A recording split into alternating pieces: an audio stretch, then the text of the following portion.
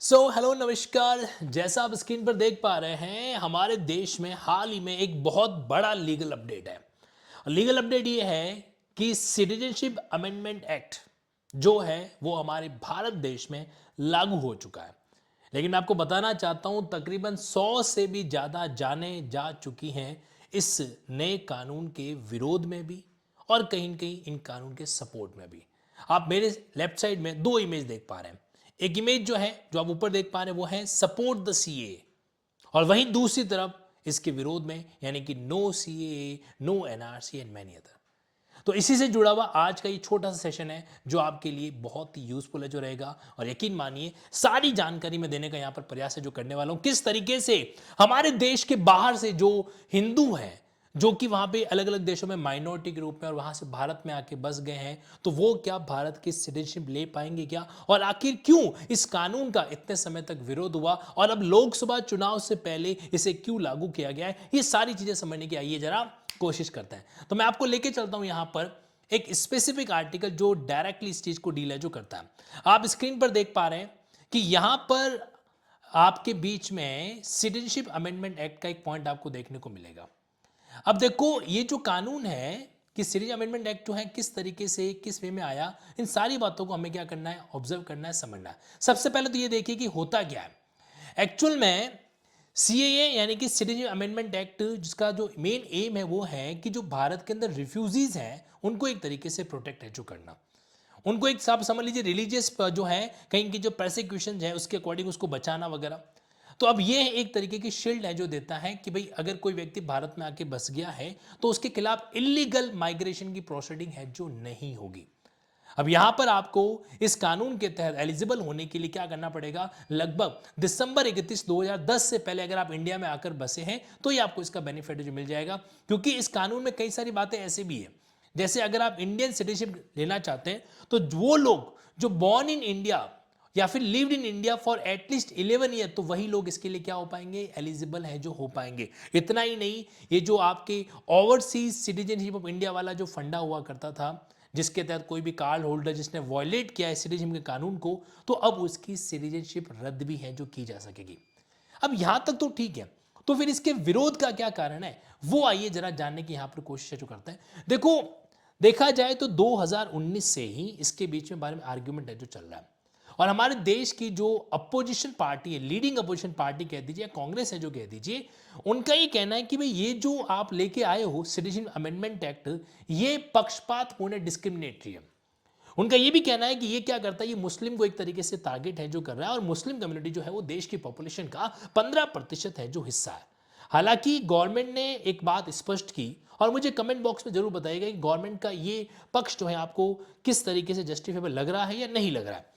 तो गवर्नमेंट ने इस बात को एक्सप्लेन किया कि भाई हमारे जो पड़ोसी देश हैं, यानी कि जो पाकिस्तान हो गया, अफगानिस्तान हो गया, बांग्लादेश हो गया, ये सारे के सारे एक तरीके से इस्लामिक गणतंत्र देश हैं जिनमें मुस्लिम मेजॉरिटी वहां पर ऑलरेडी है।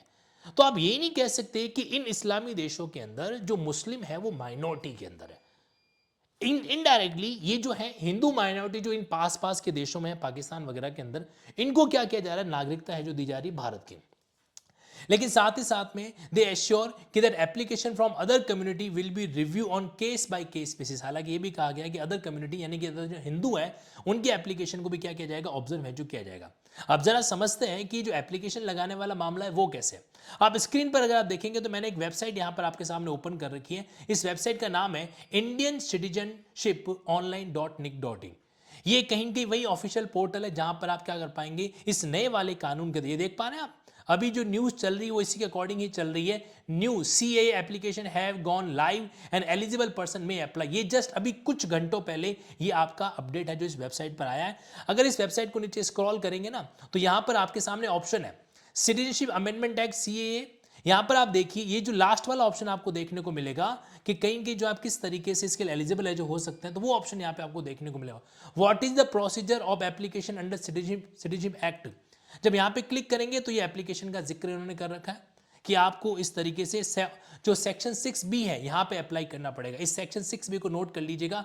इसी के तहत राजस्थान के भी कई ऐसे एरियाज है जहां पर कई लोगों को नागरिकता नहीं मिली हुई है, उनको बड़ी प्रॉब्लम आ रही संपत्ति के संबंध में भी। ये 6B का एप्लीकेशन है। जब मैं यहाँ पे क्लिक करता हूँ ना, तो आपके सामने ये पॉइंट आ जाएगा, acquisition of Indian citizenship by notification so and so. तो यहाँ पर आप जैसे ही क्लिक करोगे तो ये आपके सामने पोर्टल आ जाएगा। यहाँ पर अपना आप एप्लीकेशन फॉर्म सबमिट करेंगे, जो भी डिटेल है, तो उसके बाद आपकी सिटीजनशिप को बिना किसी डॉक्यूमेंट के कंसिडर किया जा सकता है। तो ये एक चीज है। वापस आ जाता हूं मैं यहाँ पर आपके मेन मुद्दे पर कि विरोध चल रहा था।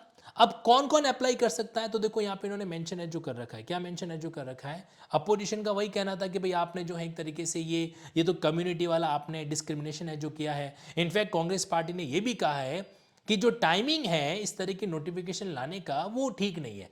अभी सामने लोकसभा के इलेक्शन आ रहे हैं और आप इस तरीके का जो लेके आ रहे हो ये नोटिफिकेशन, वो एक तरीके से सिर्फ वोट बैंक को रिझाने का तरीका है जो हो सकता है।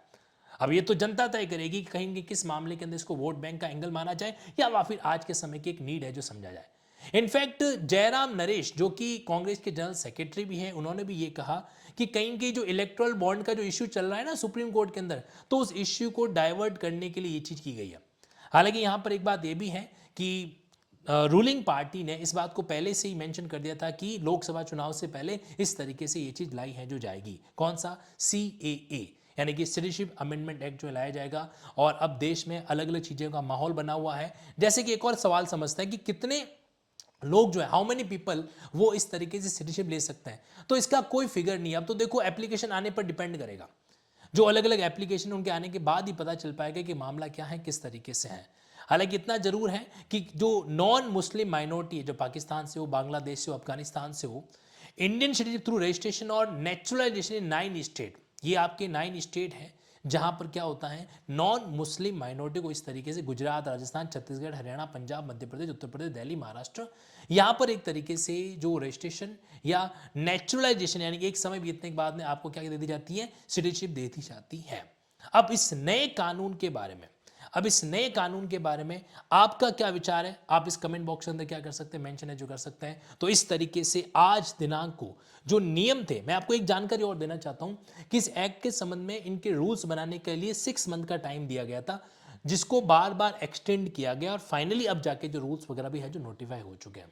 तो हमारा देश सिटीजनशिप अमेंडमेंट एक्ट के तहत उसके इम्प्लीमेंटेशन को स्वीकार करने के लिए तैयार हो चुका है। आपका इस बारे में क्या कहना है, कमेंट बॉक्स में जरूर बताइएगा। एक जानकारी मैं आपको छोटी सी और दे देता हूं, और वो ये है कि अगर आप जुडिशरी के प्रिपरेशन को डील करना चाह रहे हैं तो ये एक रेगुलर सेगमेंट मैं अपनी टीम के साथ स्टार्ट करने जा रहा हूं अनअकैडमी के प्लेटफॉर्म पे। तो batch will start 14 March, 12 month का बैच रहेगा पूरी टीम के साथ में, और वहां पर आपके दोनों मीडियम के स्टूडेंट के लिए बैच रहेगा and that will be useful.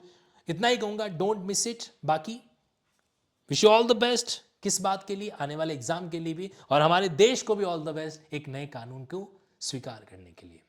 Thank you so much.